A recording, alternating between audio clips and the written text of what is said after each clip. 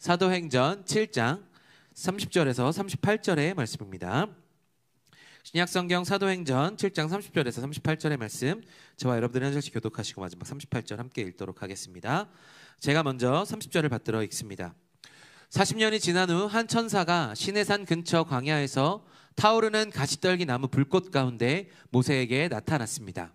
모세는 이 광경을 보고 놀랐습니다. 그가 더 자세히 보려고 가까이 다가가자 주의 음성이 들렸습니다. 나는 내 조상의 하나님 곧 아브라함과 이삭과 야곱의 하나님이다. 이에 모세는 두려워 떨며 감히 쳐다보지도 못했습니다. 그때 주께서 그에게 말씀하셨습니다. 내 신을 벗어라. 내가 서 있는 곳은 거룩한 내가 이집트에 있는 내 백성이 억압당하는 것을 분명히 보았고 또 그 신음소리를 듣고 그들을 구원하기 위해 내려왔다. 자, 이제 내가 너를 이집트로 보낼 것이다.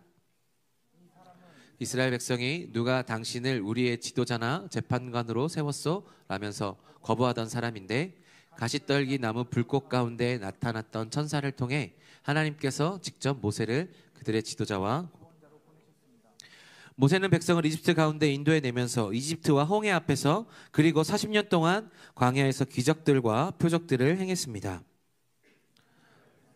하나님께서 너희 백성 가운데 나 같은 예언자를 보낼 것이다 라고 한 사람이 바로 함께 읽겠습니다. 그는 시내산에서 말하던 그 천사와 함께 우리 조상들과 더불어 광야 교회에 있으면서 살아있는 말씀을 받아 우리에게 전해 주었습니다. 아멘. 기도하겠습니다. 참 좋으신 주님 감사합니다. 오늘도 우리 가운데 예배를 허락하시고 오늘도 하나님과 함께 동행하며 또한 특별히 오늘 성령 집회로 나아갈 수 있도록 인도하여 주시니 감사합니다. 오직 한 분 하나님만을 바라며 아버지 우리가 주님 앞으로 나아갑니다. 아버지 우리 가운데 말씀하여 주시는 주님의 은혜로 말미암아 우리 안에 깨달음과 은혜와 영광의 빛이 비추어지는 시간 되게 하여 주시고 우리의 부족한 모습은 아버지 하나님께로 더욱더 가고 아버지 오직 하나님의 영광만 하나님의 말씀만 드러나는 이 시간 될 수 있도록 인도하여 주시옵소서.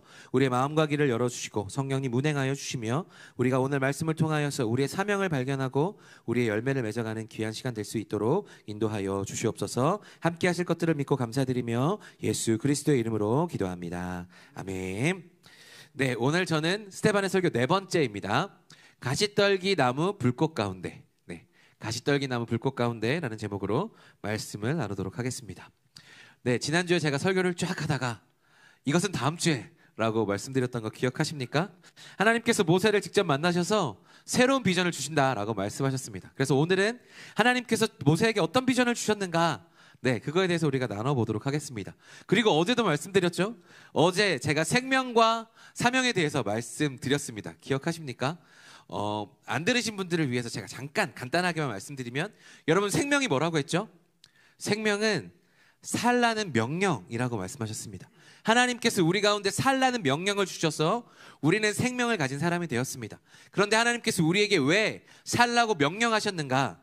사명 때문입니다. 사명은 뭐라고 했죠? 일하라는 명령입니다. 하나님께서 우리를 부르셔서 하나님께서 원하시는 일들을 하라고 우리를 생명을 주신 거라고 말씀드렸어요. 그래서 그럼 그 사명이 무엇이냐라고 이야기했을 때 제가 오늘 말씀드린다고 했습니다. 그래서 오늘 우리가 사명이 무엇인가에 대해서 살펴보도록 하겠는데요. 오늘 사명에 대해서 얘기할 때 오늘의 본문이 참 중요합니다. 하나님께서 모세를 부르신 장면을 통해서 하나님께서 모세를 어떻게 세워나가는지를 통해서 우리의 사명을 또한 발견하게 되거든요.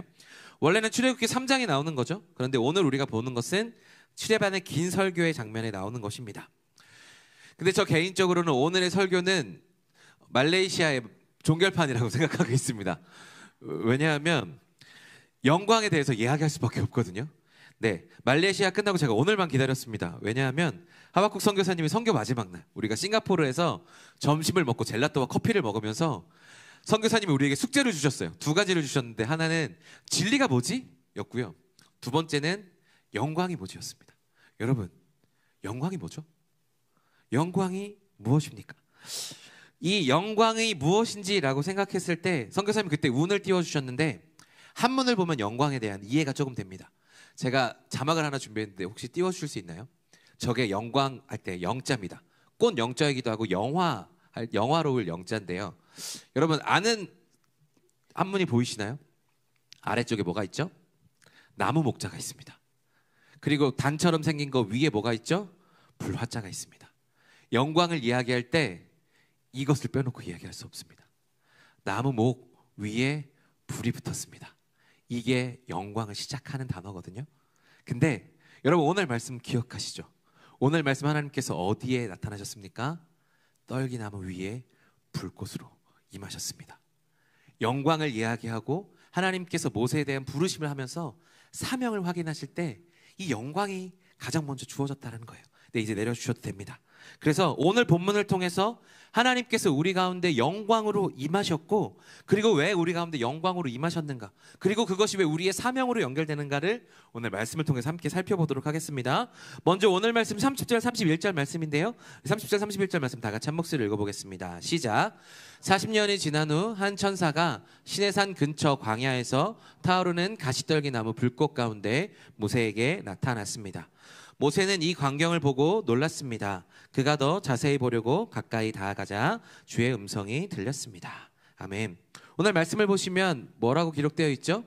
가시떨그 나무에 불꽃이 임했다라고 이야기합니다. 출애굽기에는 이게 떨기나무라고 나와 있는데요, 오늘 모세는 이것을 보고 놀랐다라고 이야기합니다. 왜 놀라죠? 여러분 다 설교를 많이 들어보셔서 아시겠지만, 떨기나무는 불이 붙으면 2초 3초 안에 완전히 다 없어지는 아주 연약한 나무입니다. 가지가 앙상하게 너물러 있어서 물이 없는 광야에서 겨우 살아남아 있는, 정말 물이 없어서 가지 하나 아주 앙상하게 남아져 있는 그런 나무가 떨기나무죠. 그런데 그 떨기나무에 불꽃이 임했다라는 것입니다. 그런데 저는 이런 생각이 듭니다. 하나님께서 모세를 부르셨을 때 어떤 나무를 사용하셨죠? 이 연약한 떨기나무를 사용하셨습니다. 정말 중요한 모세를 부르시는데 하나님은 백향목 위에 임하시지 않으셨어요. 사람들이 좋아하는 아주 아름드리 나무, 아니면 풍성한 열매가 풍성한 열매 위에, 그 나무 위에 임하시지 않으셨습니다. 하나님은 어디에 임하셨는가? 잡으면 부러질 것 같은 그 연약한 나무에 하나님께서 불꽃으로 임재하셨습니다. 그리고 그 연약한 그 가지에 임하셔서 모세를 부르시는 도구로 사용하셨다라는 것입니다. 바로 떨기나무를 통하여서 하나님의 부르심에 응답을 하셨다라는 거죠. 부르심을 사용하셨다라는 거죠. 하나님은 어떤 우리를 부르시는가? 떨기나무와 같은 우리를 부르십니다. 우리는 백향목처럼 되기를 원해요. 우리는 좀 더 화려하고 열매 맺는 그런 나무가 되기를 원해요. 그런데 하나님은 우리를 부르실 때 어떤 나무를 사용하셨는가 하면 떨기나무를 사용하세요. 그런 연약한, 그래서 이 떨기나무는 누구를 상징하느냐? 40세의 모세가 아니라 80세의 모세를 의미합니다.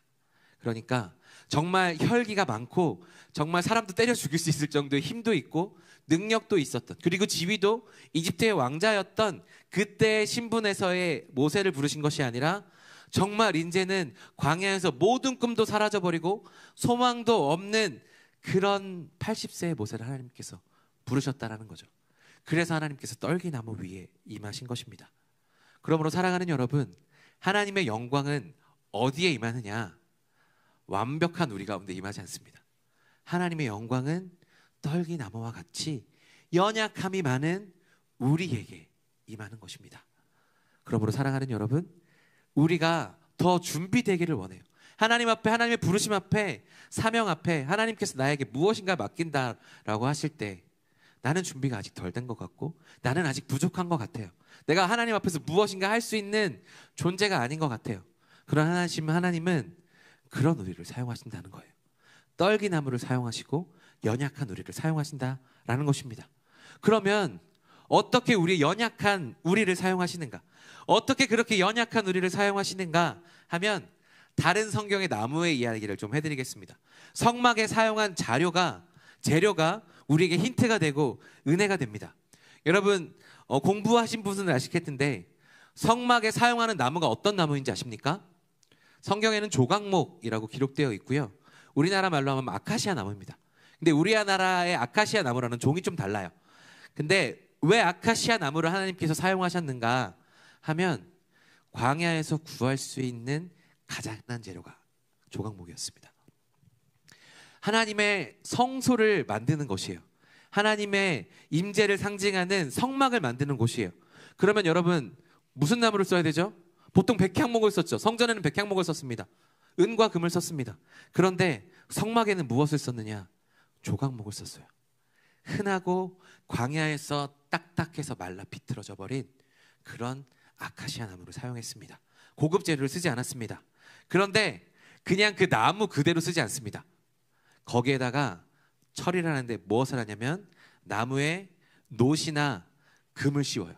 그리고 나서 성막에 사용합니다. 여러분, 이것은 무엇을 의미합니까?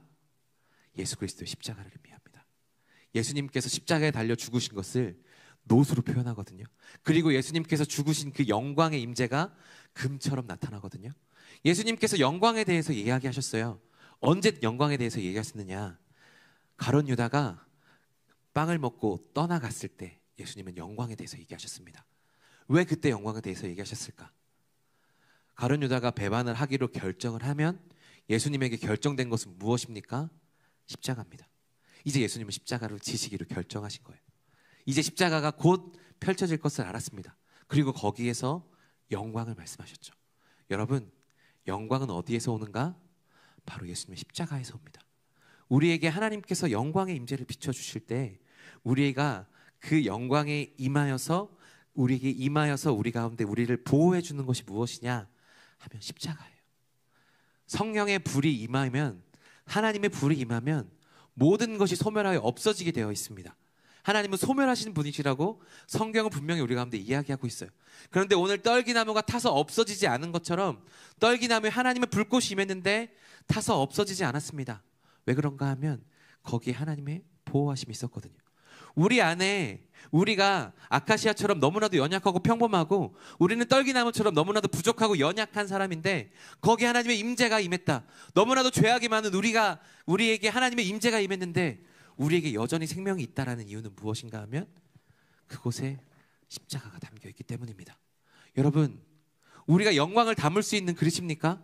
우리의 연약함을 생각했을 때 우리 안에 예수님이 임하시고 하나님이 우리 가운데 영광으로 나타나신다는 게 말이 됩니까? 말이 되지 않습니다. 그런데 그것이 우리 가운데 임하여서 내가 다 타져 없어버릴 것 같은데, 소멸하여 없어져 버렸을 것 같은데 그것이 없어져 버리지 않았습니다. 왜요? 십자가가 우리 가운데 있었기 때문입니다. 예수 그리스도의 보혈이, 예수 그리스도의 그 십자가가 우리를 덮어주셔서 그 영광의 임재가 우리 가운데 있게 하셨고 결국 그것으로 말미암아 우리는 하나님의 영광을 담을 수 있는 그릇이 된 것입니다. 그러니까 그 안에 있는 나무의 재료가 중요한 것이 아니라 십자가가 중요한 거죠. 십자가가 중요하고 그 십자가 위에 하나님의 임재가 임하면 우리는 영광의 도구가 될 수 있는 겁니다. 성막의 도구가 아카시아였든 백향목이었든 어떤 것이든 상관없습니다. 왜? 거기에 금과 놋을 씌우기 때문입니다. 그렇게 하나님의 은혜의 영광이 우리 가운데 임하여 그 아까 보여드렸던 그 한자를 다시 한번 띄워주시겠어요? 한자 다시 한번 띄워주시면 은혜가 됩니다. 나무에 불이 붙었죠? 저게 이렇게 디귿자처럼 생긴 게 있죠. 저는 저게 무엇으로 보이냐면 제단으로 보입니다.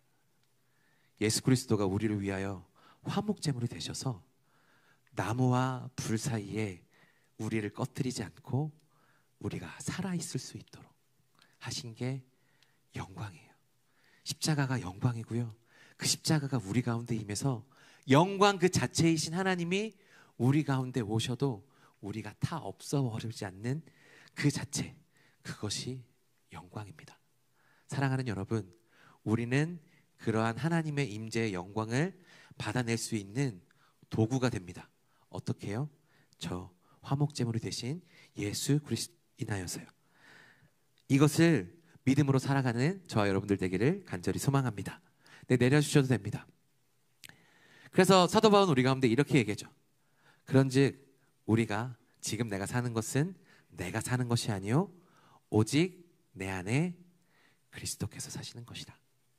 우리가 영광을 담을 존재가 된다는 것, 우리의 사명을 주시기 전에 하나님께서 우리 가운데 영광의 빛을 비춰주셔서 우리 안에 있던 모든 죄악은 소멸시켜 버리시고 우리 안에 있는 모든 것들은 소멸하시고 우리 안에 주님께서 생명이 되셔서 영광의 빛으로 임재하시고 우리가 하나님의 빛을 뿜을 수 있는 우리들이 되도록 하신, 바로 우리 우리의 영광의 임재라는 것이에요.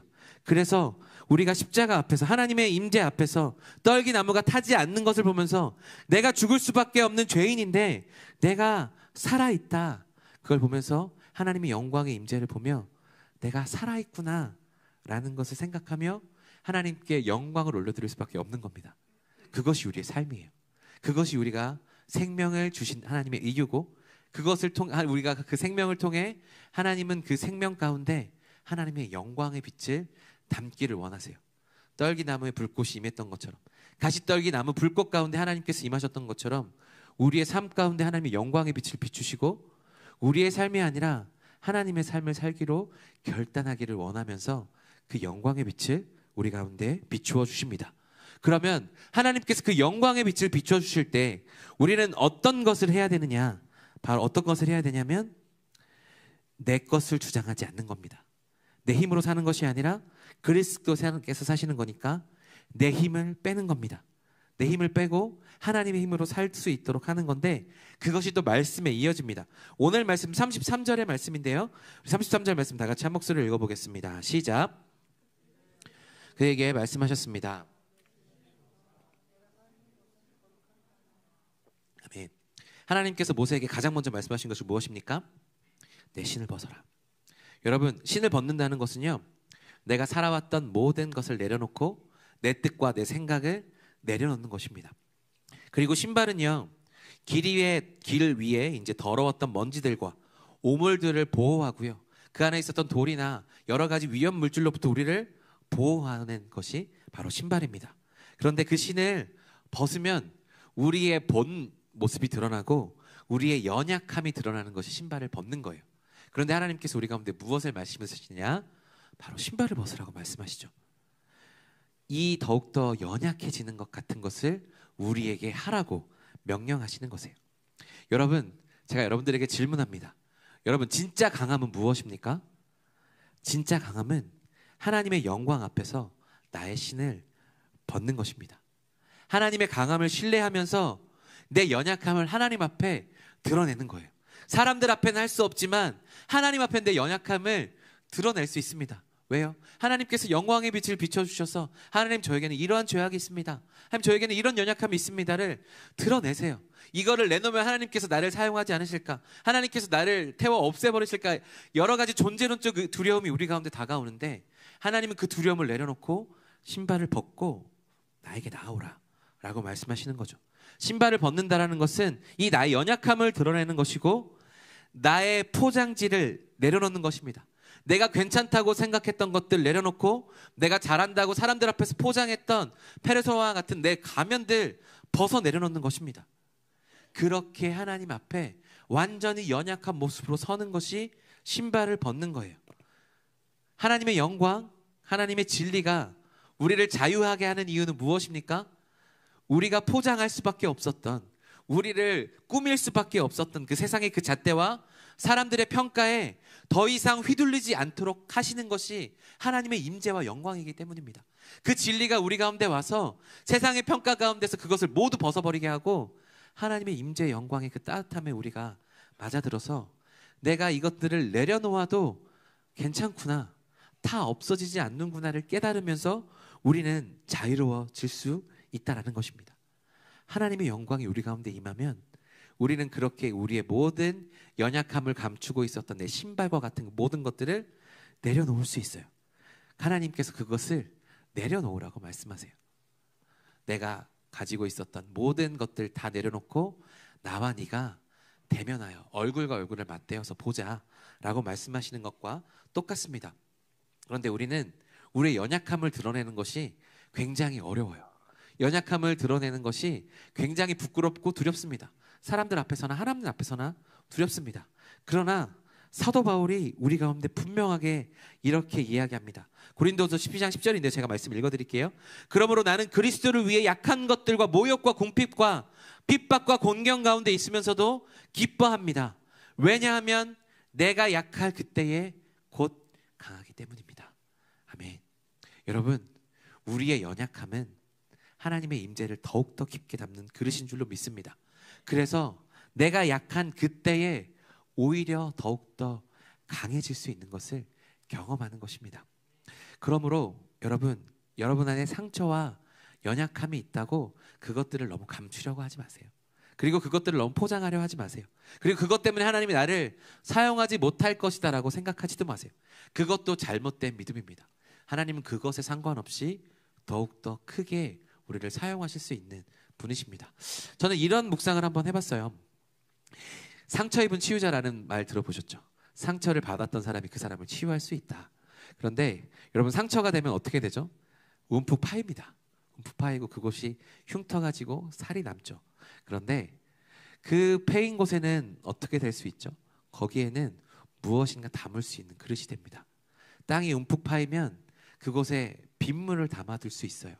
평평한 곳에는 그 물이 흘러내리지만 움푹 파인 곳에는 웅덩이가 생기죠. 우리의 상처는 어떤 것이냐? 하나님의 영광과 임재를 담아낼 수 있는 그릇이 됩니다. 다른 사람들과 다른, 나는 이런 연약함들이 있어, 나는 내 가족들에게 이런 상처를 받았어, 나는 살면서 이런 상처가 있어 라고 하는 것이 세상 사람들에게 그 부끄러움이 되겠지만 하나님 앞에서는 그것이 절대 부끄러움이 아닙니다. 오히려 하나님 그 상처를 통하여서 여러분들을 더욱더 크게 쓰실 수 있습니다. 그것이 하나님께서 우리 가운데 주신 그 은혜인 거예요. 그래서 내가 약할 때 더 강함이 되는 이유는 무엇인가 하면 그 상처에 더 깊은 하나님의 영광이 임하기 때문입니다. 그러므로 사랑하는 여러분, 이것을 기억하십시오. 하나님이 우리 상처를 오히려 하나님의 은혜로 덮어주셔서 우리의 더 큰 영광으로 우리에게 하나님의 은혜를 덮어 주실 것입니다. 그것을 기억하며 나아가는 우리들 되기를 간절히 소망합니다. 그래서 하나님께서 그 상처받았던 모세를 사용하셨을지도 모르겠어요. 그 40세에 혈기왕성해서 내가 이제 이집트로부터 우리 민족을 보호해야 되겠다라고 생각했던 그 모든 것들이 없어졌던, 그 상처 많고 거절감 있었던 그 80세의 모세를 하나님께서는 부르셨습니다. 엘리트의 지식을 사용할 수 있었던 그때가 아니라 그 도망자 신분이 되었던 그때, 하나님의 지혜와 지식이 그의 것이 되었을 때 하나님의 사명을 받은 사람이 되었다라는 것입니다. 그러므로 사랑하는 여러분, 이것을 기억하며 나아갈 수 있기를 간절히 소망합니다. 그러면 하나님의 사명을 받은 모세는 어떠한 모습으로 나타났는가? 오늘 말씀 35절 36절 말씀인데요, 우리 영광을 받은 사람은 이렇게 나타납니다. 35절 36절 다 같이 한 목소리를 읽어보겠습니다. 시작. 이 사람은 이스라엘 백성이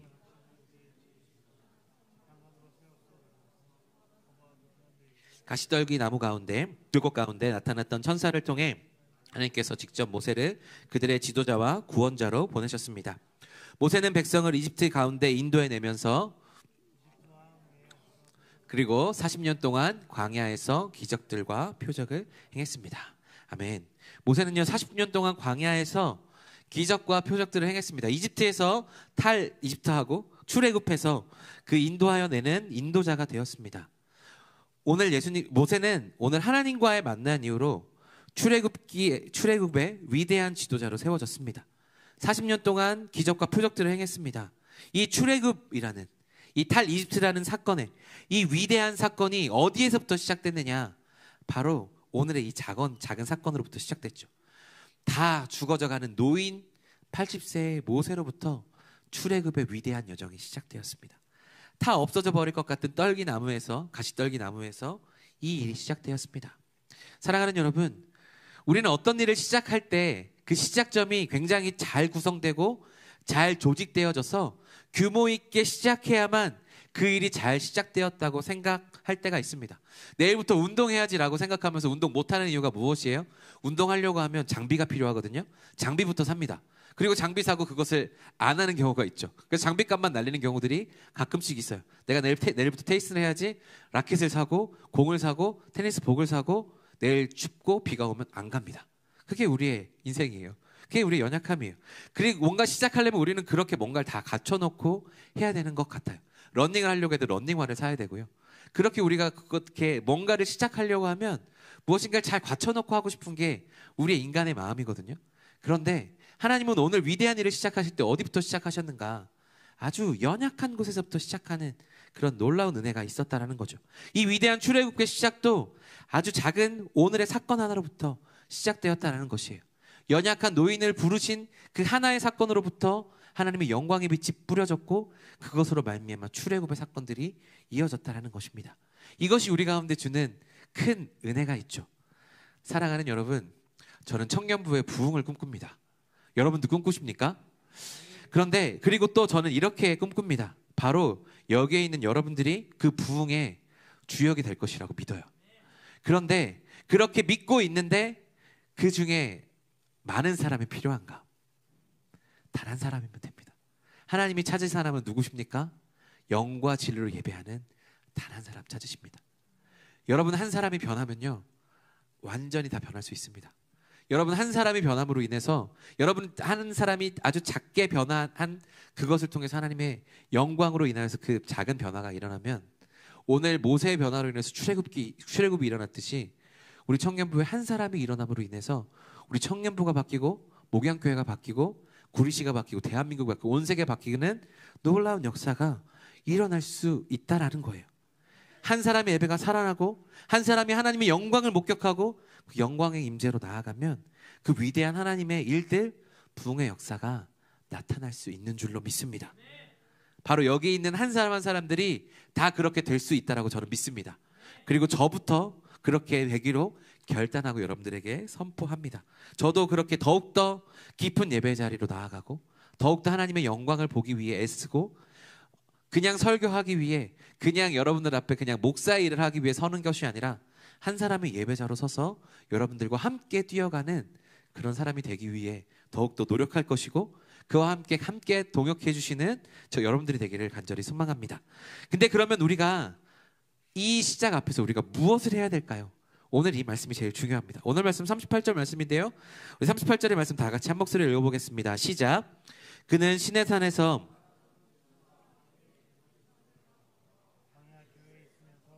살아있는 말씀을 받아. 아멘. 오늘 모세가 우리에게 전한 우리들 지금 이 스데반의 설교를 듣고 있는 사람들 그리고 말씀을 듣고 있는 우리들에게 무엇을 하였느냐? 살아있는 말씀을 전해 주었다라는 것입니다. 근데 어디에서요? 광야 교회에서. 광야 교회. 광야에서 있었던 그 교회에서 그 살아있는 말씀을 전했다라는 것입니다. 여러분 광야 교회란 무엇입니까? 교회는 건물이 아니죠. 교회는 멋들어진 곳이 아닙니다. 솔로몬의 성전, 헤롯 성전과 같은 곳이 아니고 로마의 바티칸 성전, 그곳에 있는 성전같이 그렇게 화려하고 볼 것 많은 그런 교회에서 시작된 것이 아니라 바로 광야에 있는 교회에서 시작됐다라는 것입니다. 이 광야 교회는 무엇인가 하면 지금 여러분들이 살아가고 있는 지금 여러분의 삶의 터전이에요. 여러분이 살아가고 있는 곳이 바로 광야 교회입니다. 그리고 그곳에서 살아있는 말씀을 받아 전해준 것이 모세라고 했는데 여러분의 사명은 무엇이냐? 여러분이 살아가고 있는 그 지점에서 살아있는 말씀을 전하는 사람들이 여러분이 되어야 된다는 것이에요. 살아있는 말씀을 받아 전하는 것이 우리의 사명이라는 것입니다. 어떻게 우리가 이것을 가능하게 할 수 있느냐? 민수기 12장에 보면요, 하나님이 모세에 대해서 변론해 주신 장면이 나와요. 다른 사람들에게 이렇게 말씀하셨어요. 내가 너희들이랑도 꿈과 여러 가지 모양들로 내가 나누었지만 모세랑은 다르다. 모세는 나에게 모든 것을 건 사람이고 나랑 직접 대면하여 본 유일한 사람이라고 말씀하세요. 모세는 어떤 사람이냐? 하나님이 직접 변론해 주시기를 나와 대면하여 본 사람이다 라고 이야기해요. 살아있는 말씀이란 무엇이냐? 하나님과 대면하여서 하나님의 말씀을 듣고 그 말씀을 전할 때 그 말씀이 살아있는 거죠. 여러분, 살아있는 하나님을 만나면 우리는 살아있는 말씀을 전할 수 있습니다. 그러면 살아계신 하나님을 우리가 언제 만나야 되겠습니까? 오늘, 지금, 당장 우리 하나님의 살아계신 하나님을 만나고 그 말씀을 들어야 되는 사람들인 줄로 믿습니다. 과거에 만났던 하나님 말고요. 그 과거에 만났던 하나님 사골처럼 우려먹지 말고요. 오늘, 지금, 당장 여러분의 삶 가운데 말씀하신 하나님의 말씀을 듣고 그것 가운데 전할 때 우리는 모세처럼 광야교회에서 살아있는 말씀을 전할 수 있는 사명자들이 되는 것입니다. 바로 하나님과 직접 만나서 그 삶에서 말씀하시는 이야기하신 하나님의 말씀을 받아서 전했던 것이 바로 모세가 광야교회에서 한 일입니다. 사랑하는 여러분, 우리의 인생은 굉장히 복잡합니다. 무엇을 먹어야 될지, 무엇을 해야 될지 우리는 참으로 많은 고민을 해야 되는 인생 가운데 놓여져 있습니다. 그런데 우리의 사명은 단순합니다. 왜 단순해지냐 하면 나에게 말씀하시는 살아계신 하나님의 말씀을 전하는 것이 우리의 유일한 사명이기 때문입니다. 하나님이 오늘도 나에게 영광의 빛을 비추어 주셔서 나의 생명을 거두어 가지 않으시고 내 생명이 여전히 살아있으면 하나님께서 그에게 주신 생명으로 말미암아 그 살아있는 하나님의 말씀을 듣고 살아있는 말씀을 전하는 것, 그것이 우리의 진짜 사명입니다. 그분이 나에게 오셔서 영광 그 자체이신 하나님께서 나에게 오셔서 나에게 말씀하시는 것 그대로 연약한 내가 그 영광을 전할 수 있는 특권을 주셨어요. 그것이 우리의 사명이다라는 것입니다. 내가 무엇을 하든지, 어느 직장을 다니든지, 어느 공부를 하든지, 어디에 살든지 그것은 부차적인 문제이고 우리에게 가장 중요한 사명은 무엇인가 하면 광야교회에서 살아있는 말씀을 전하는 것, 여러분이 살아가고 있는 그 현실에서 하나님의 말씀을 전하는 것이 우리의 유일하자 아주 단순한 사명이다라는 것입니다. 그래서 하나님께서 우리에게 영광의 빛을 비춰주시는 거예요. 영광의 빛을 하나님 자신을 우리 가운데 주셔서 십자가로 우리를 씌워주시고 보혈로 덮어주셔서 우리를 죽지 않게 하시고 우리 안에 있는 모든 죄악들을 소멸하게 하시고 그 밖에 있는 세상 가운데서 우리를 보호하셔서 하나님이 영광의 빛을 비추시고 그 가운데 말씀하여 주십니다. 그 말씀을 전하라고요. 꼭 입술로 전하지 않아도 됩니다. 나의 삶으로, 나의 행동으로, 내가 할 수 있는 것으로 전하는 것이 우리의 사명이다라는 것입니다. 이것이 될 때 우리는 하나님의 영광의 빛을 비추는 놀라운 사람들이 되는 줄로 믿습니다. 바로 그것이 우리를 하나님께서 살라고 생명을 주신, 명령을 주신 이유이고, 그것이 우리가 하나님의 사명을 받아 누리는, 일하라고 하신 하나님의 명령 가운데 서는 우리의 유일한 목적이 되는 줄로 믿습니다. 이렇게 나아가서 살아있는 하나님의 말씀을 여러분의 삶의 가운데 전할 수 있는 우리 모두 되기를 간절히 소망합니다. 말씀을 맺습니다. 오늘 말씀을 묵상하다가 그 말씀이 생각이 났어요. 시내산에서 하나님을 만나고 온 모세의 얼굴이 빛이 났어요. 그래서 사람들이 너무 얼굴이 밝아서 그 얼굴을 수건으로 가렸습니다. 사람들이 얘기할 수 없을 정도로 밝았다는 거예요. 모세가 능력이 있어서 빛이 났나요? 모세가 얼굴에 전구를 달았나요? 후광 효과를 냈나요? 그게 아니에요. 영광의 하나님을 만나고 왔더니 빛이 난 거예요. 얼굴에 빛이 난 거죠. 사랑하는 여러분, 우리는 빛을 스스로 내는 존재는 아닙니다. 그러나 우리는 하나님의 빛을 비출 수 있는 사람들이 됩니다. 그 하나님의 빛을 모을 수도 있는 사람이고 하나님의 빛을 반사시킬 수도 있는 사람입니다. 더 밝은 빛을 내려면 우리가 반사시키는 우리의 거울을 닦아내야 되죠. 그리고 더 밝은 빛을 내려면 하나님과 더욱더 가까이 더 많은 시간을 보내야 됩니다. 그것이 우리가 해야 될 일이죠. 예수님께서는 우리 가운데 이렇게 얘기하셨습니다. 마태복음 5장 16절에 이렇게 얘기하셨죠. 이와 같이 너희 빛을 사람들에게 비추라. 우리의 빛을 비추는 것이 아니죠. 하나님의 빛을 비추는 것입니다. 그리고 너의 선한 행실, 하나님께서 너희에게 주신 삶의 살아있는 말씀을 보고 하늘에 계신 우리 아버지께 영광을 올리게 하라. 우리의 빛을 비추면 우리가 사람들에게 우리의 영광이 드러나겠죠. 그러나 우리가 하나님의 빛을 비추었으니 그들이 하나님께 영광을 올릴 수 있게 되는 것 아니겠습니까? 우리의 사명은 바로 하나님의 영광을 비추는 데 있습니다. 살아있는 말씀을 광야교회에 전하는 것에 있습니다. 영광으로서 살아가는 저와 여러분들 되기를 간절히 소망합니다. 여러분, 우리 참으로 연약해요. 우리가 어떻게 영광으로 살아갈 수 있어요? 그런 하나님이 우리 가운데 십자가를 허락하셨고 그 연약한 떨기나무 같은 우리를 부르셔서 하나님의 임재를 부어주십니다. 하나님의 임재가 있는 한, 하나님의 말씀이 우리 가운데 살아있는 한 우리는 영광이 되는 줄로 믿습니다. 그렇게 살아가는 저와 여러분들 되기를 간절히 소망합니다.